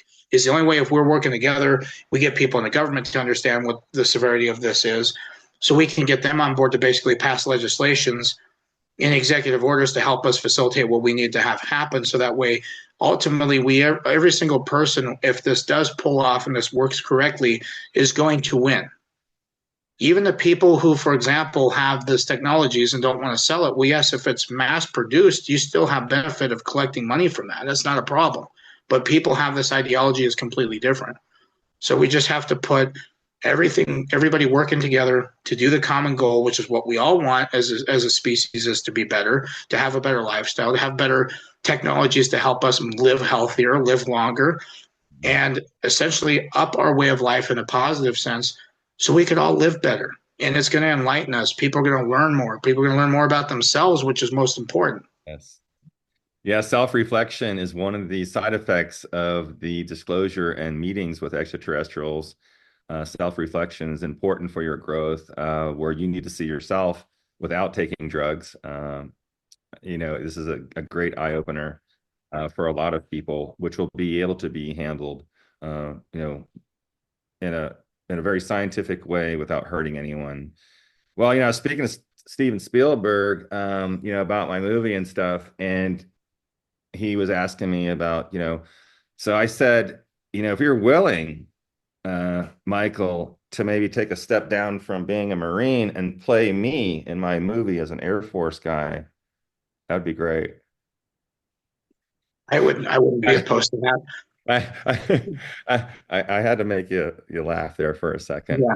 But yeah, I mean, it is, and you put it so well, and I'm glad you told everyone that, because that's something we don't touch base on about the protocols and procedures of, what to expect. And I think maybe you and I should do an episode on that. what our opinion is of what's going to happen, let's say the day after, we can call it. There's some questions here. Jennifer Tuck T says, are the tsunamis in Asia used as a natural disaster to capture, entice some of these people for psionic programs? That's a good question. That is a good question. However, I can't confirm any of that because one, I don't work in a program that goes and scoops these people up. That's But right. two, I've heard rumors and speculation that they've used high-tech weapon systems from space to utilize and create disasters like that to happen, impacts in the ocean to create tsunamis, or something to shift the tectonic plates to generate the same thing to get that same outcome. I would say it's possible, but I can't confirm any of that information whatsoever. But that is a very good question. So Jennifer, I can enlighten you a little bit about it. We have scalar infotmetry weapons around the world, more 8 or more that are around. The Japanese Yakuza bought one from Russia, and they were extorting Japan at the time. Hold on 1 second, I gotta sneeze. Some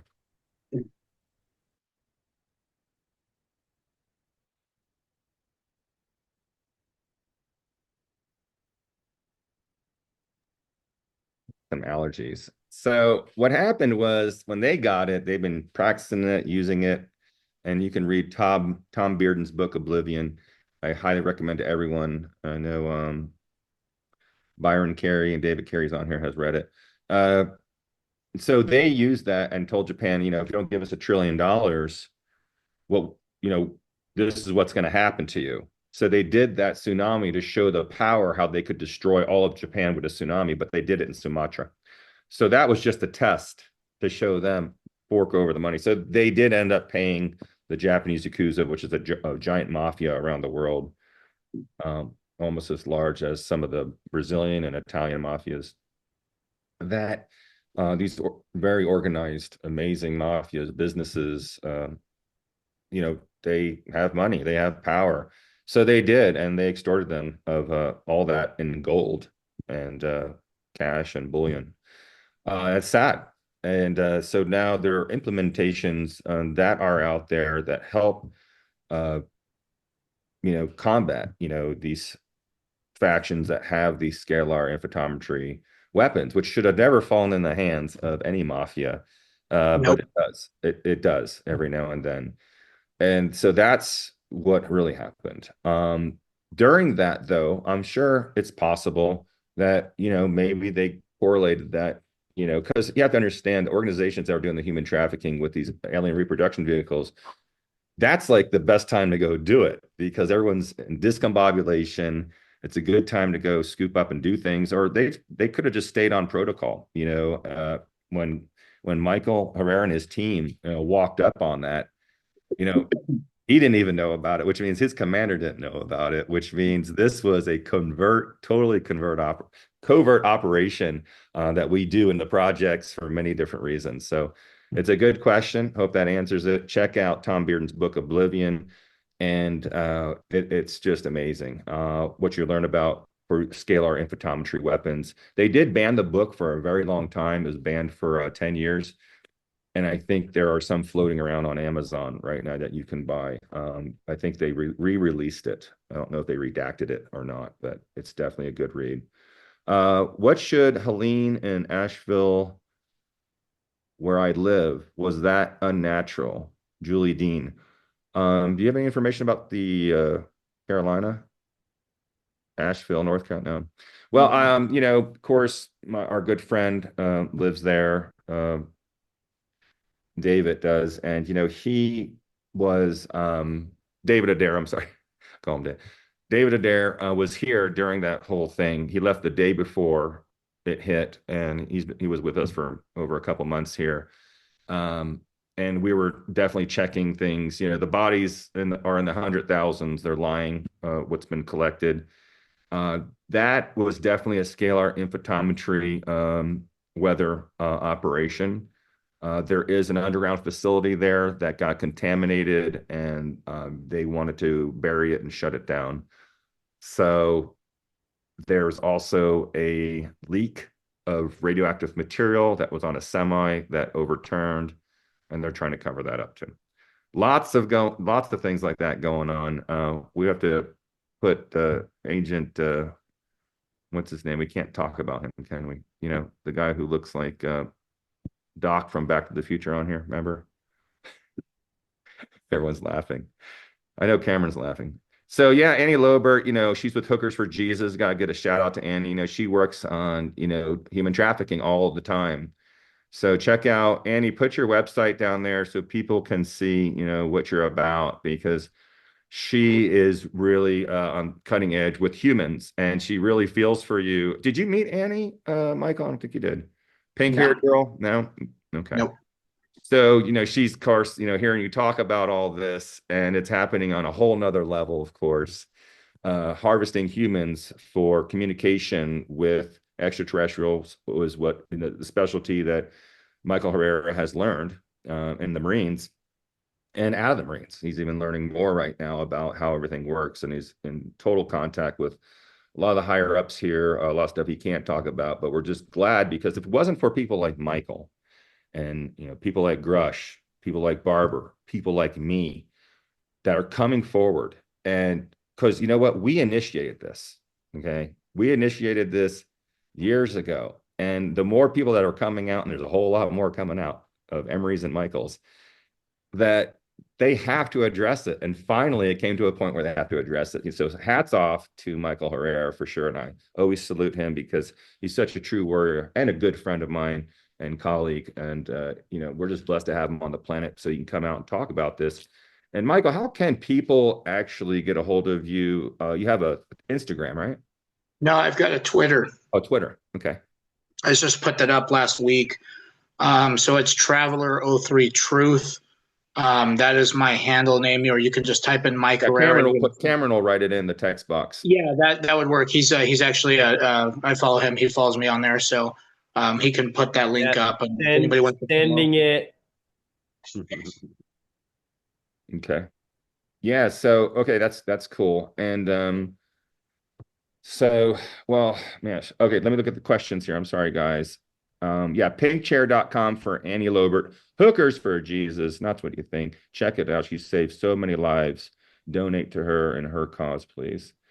All right, we have, okay, guys, I have questions. We've got to wrap it up here soon. Let me go back here, see the questions you have. All right. Oh, Jennifer T, yeah, I noticed you mentioned the EES system, which I 100% support with Dr. Sandra Michaels Rose. The EES systems are all over the planet. Definitely check it out. Search EES systems and go to their website. Find the one nearest you. Guess what? It's all scalar. So it's great. I love talking with Dr. Sandra Michael Rose because she's all about, you know, she's expert at scalar. I'm an expert at scalar. We're doing a show on scalar and photometry. Definitely join in on that one if you want to learn about scalar technology. Yeah. So look up Dr. Sandra Rose Michael. Look up the EES system. I don't have her. I wish I had her website. Cameron, put the website up, the EES system website. Yeah, you got Anita it. says, happy birthday, Emery. Well, thank you, Anita. I appreciate that. My birthday is on Tuesday. And a lot of you guys have been writing in for my address. I'll put that here in the box here real quick. And any comments on the hyperbaric chamber usage? Yeah, hyperbaric chamber, Karen, that's really great. I mean, if you have one, sleep in it every night. If you don't, go somewhere where you can sit in there for 3 hours every other day. It's really an amazing thing. We're working on special HBO med beds right now, actually. Will be coming out next year. Glenn Mate, yep, divinephoenixhealing.org. Check that out. Glenn's got some amazing stuff. Please, and sign up for his courses as well. Okay, who else here? Julie Dean, how long did it take his eyes to clear? I don't know what she's talking about. Whose eyes? I think she's talking about Otis. Oh, Otis. Yeah, yeah. So that was something I think it took probably maybe a month and a half. Because my dad's been giving him Nano Blue. I come visit my dad every Sunday, so that's why I was able to show everybody Otis. But Yeah, he was giving him Nano Blue once a day. He ended up bumping up to twice a day, but then that ended up being a little too much. So we bumped it down to once a day on top of the treatments that he was able to give. Emery giving us the treatments that they were doing through this technology. Because the picture I originally sent him, he kind of had some cloudy eyes, and then all of a sudden it just went away. It was very weird. I've never seen that before, but I'm very happy that happened, because I mean, he's just he feels like he's younger, which is great. Yeah, it works energetically. Nonlinear systems are going to be the way of the future. It's all going to be frequency, harmonics, and photons. I'm so looking forward to this. No more surgery. It's going to be just fantastic. Michael, remember B2, the dragon broke your big bottle of Yep. Nano. The Nano Green, you could still give Otis if you want, 5 cc's a day, a couple cc's a day is fine. I mean, he's back to normal, so you don't really need to give him that much. You put 5 cc's of that in your purified water form or just in the mouth with a syringe for upkeep. So yeah, we do horses, dogs, and cats as well, just so you guys know. All right, let's see.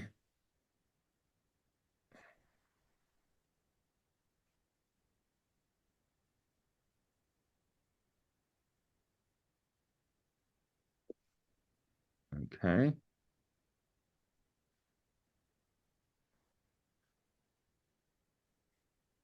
Yeah, you guys have great comments, and thanks guys for all your support and just going through this.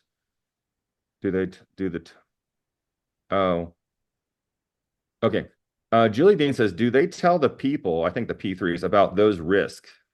If not, No, that's they do not. What they essentially do is give them the opportunity, depending on what kind of part of the world they're in. Sometimes it's third world countries that are very war torn.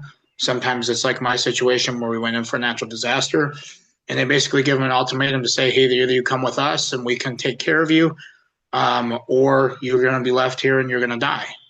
So, of course, what most people would do in that situation, if they don't have anything, is they're going to take part in whatever is needed. Now, the thing is there are some of these P3s that obviously go through this stuff and they love what they do. Yeah. They love what they do because it's very remarkable stuff, and it's something that they get to utilize talents that they probably knew they had a little bit of, at least intuition. But a lot of these people, what you have to understand, a lot of them have trauma in their lives. Yeah. And this is what makes them very successful with what they're doing with contact or with being a psionic asset. So that is something that breeds that capability. And a lot of people go through traumatic experiences as young kids. Mm-hmm. And that's what also allows them to tap into this sort of gift. So that is something that if you're somebody who's had trauma in your life, well, there's a good way to do something about it. And it may be worthwhile looking into contact and learning how to do this, because it may help you. It may answer questions for you. You may be able to reflect on yourself like I have, being able to do this as well. And it'll teach you a lot about yourself. But typically, I've had people ask me repeatedly, well, why don't these people who live in these deep underground military bases come forward? Well, let's say if I was to take you, drop you off at Mar-a-Lago, you have free reign of the whole place. You can have all the finest foods as you want. You can have, a sauna. You can have a massage table. You can have everything. The only condition you have to go through is you can't leave. But the problem is, let's say you're not from this country.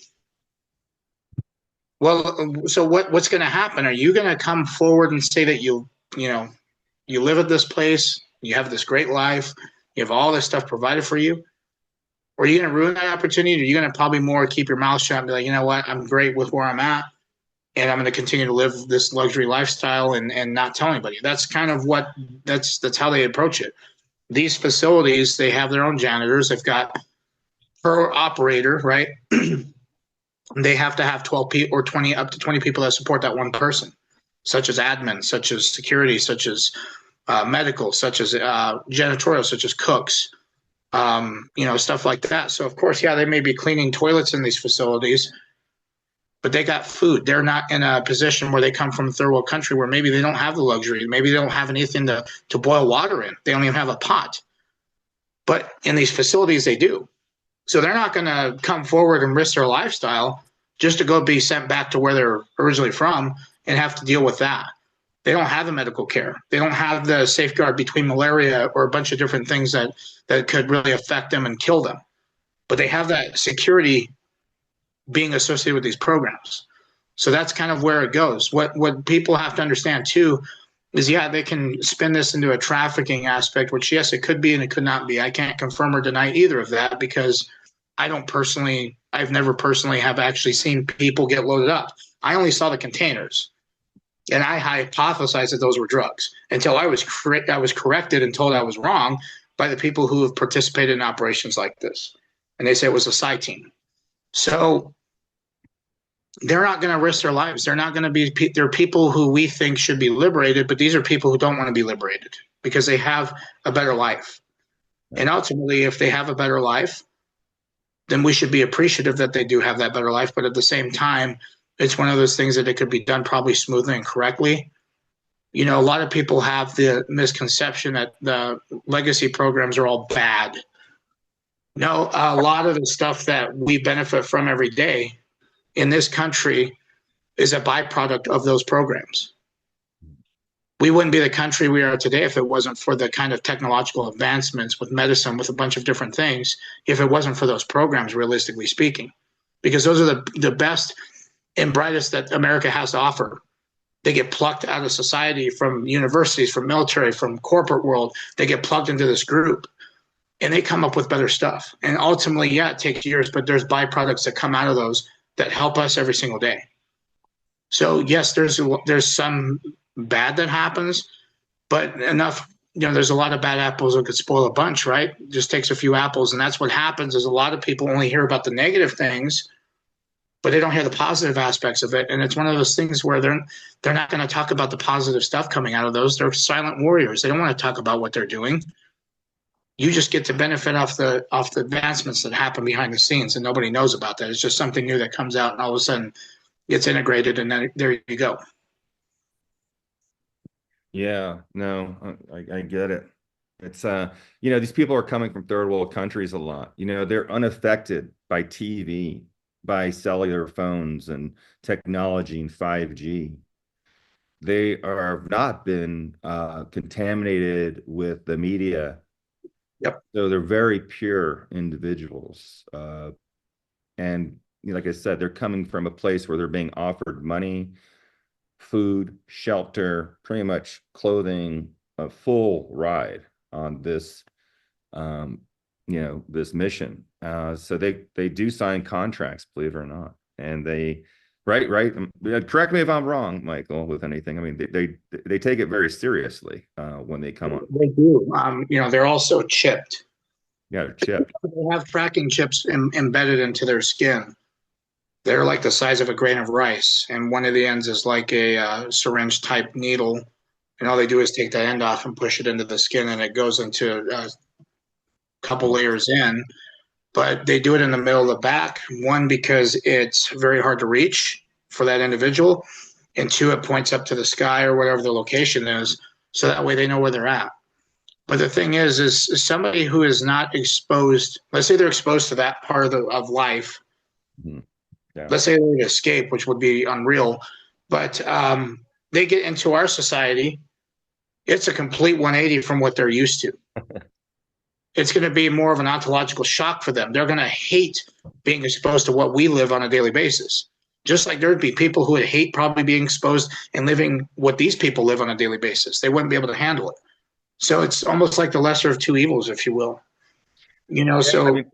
I was talking to Sebastian Martin. He's a CIA remote viewer. He's going to be on Cosmic Disclosure next couple of weeks.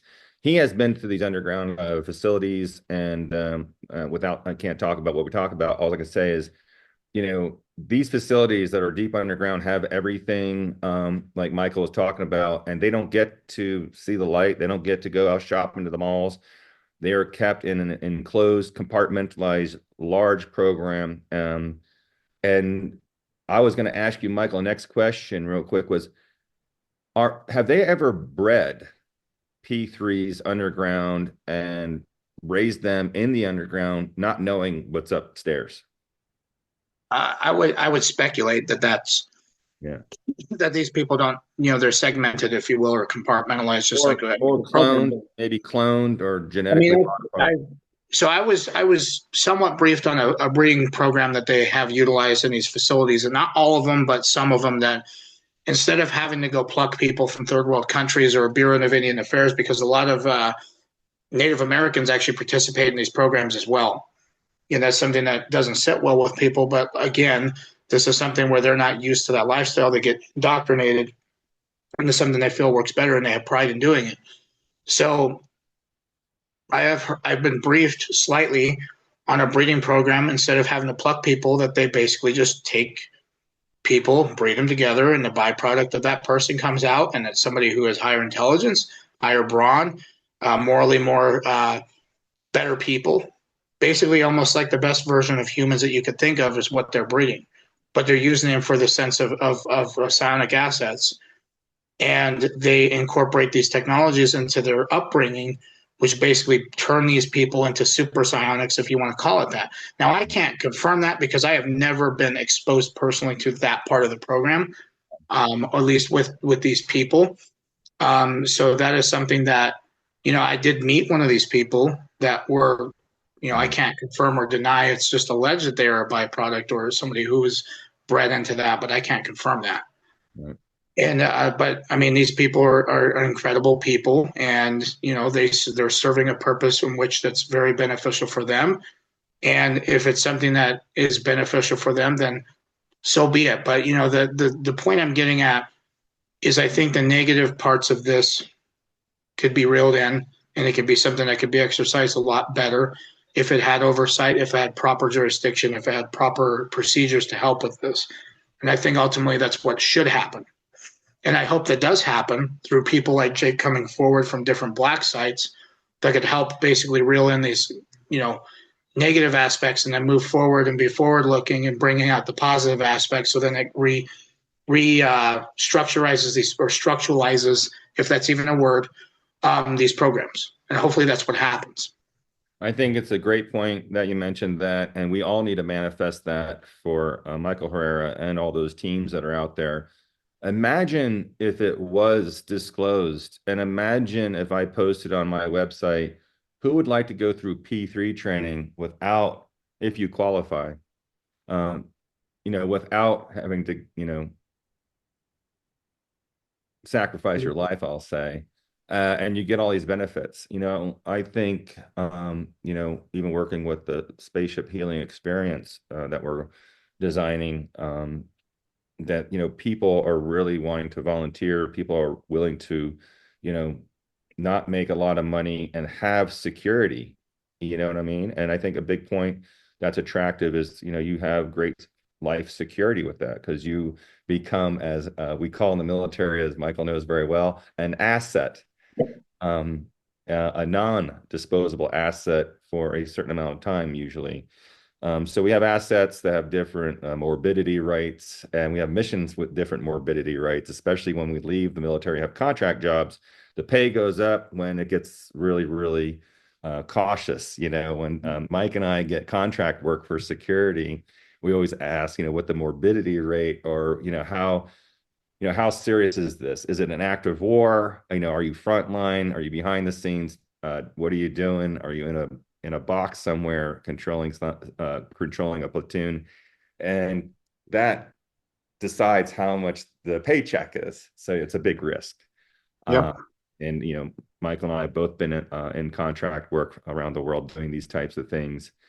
I'm not doing that anymore.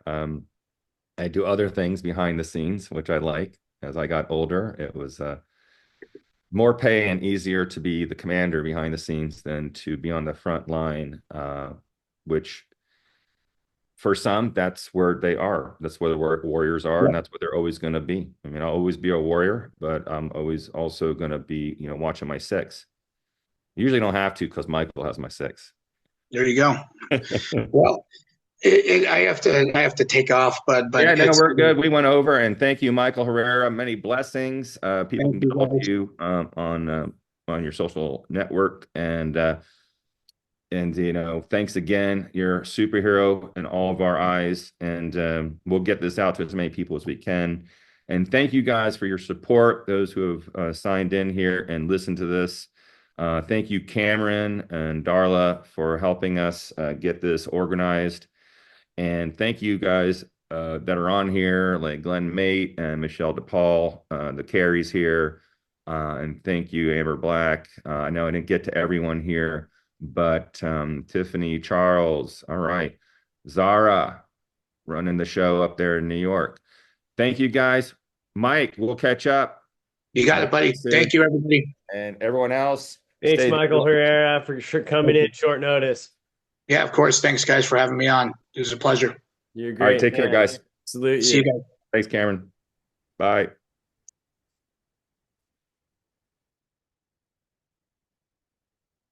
Okay. Thank you, everyone. We'll see you next time.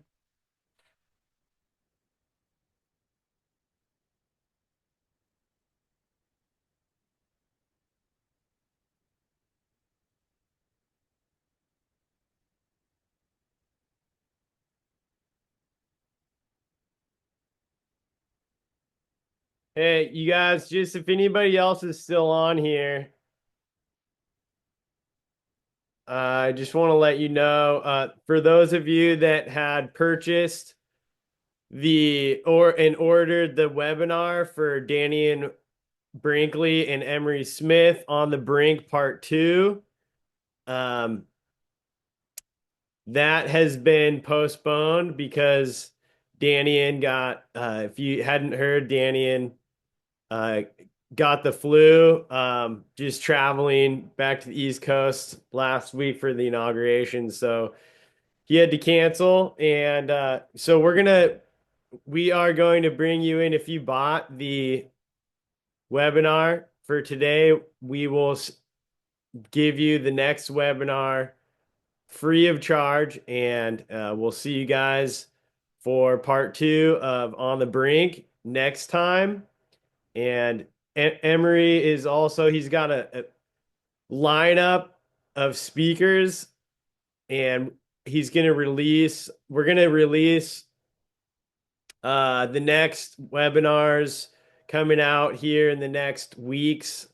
We want to do it every Sunday or every weekend. So just stay tuned. We have a lot more in the pipeline, webinars and live streams lined up for you guys. And there's so much disclosure right now going on. It's like drinking from a fire hose, and it's just inundation of information. And we're here to support you guys. We love you, and we're gonna stop the recording here, and we'll see you next time. We do have a Facebook group. It's Cosmic Disclosure Alliance. Check that out. Go there, give us a join the alliance. Go to the YouTube channel. It's Cosmic Television Network, and subscribe. Give us a like. We're gonna upload this video on there too. So anybody rewatching this, thank you very much for checking this out, and we'll much peace to you and the world in this great transition.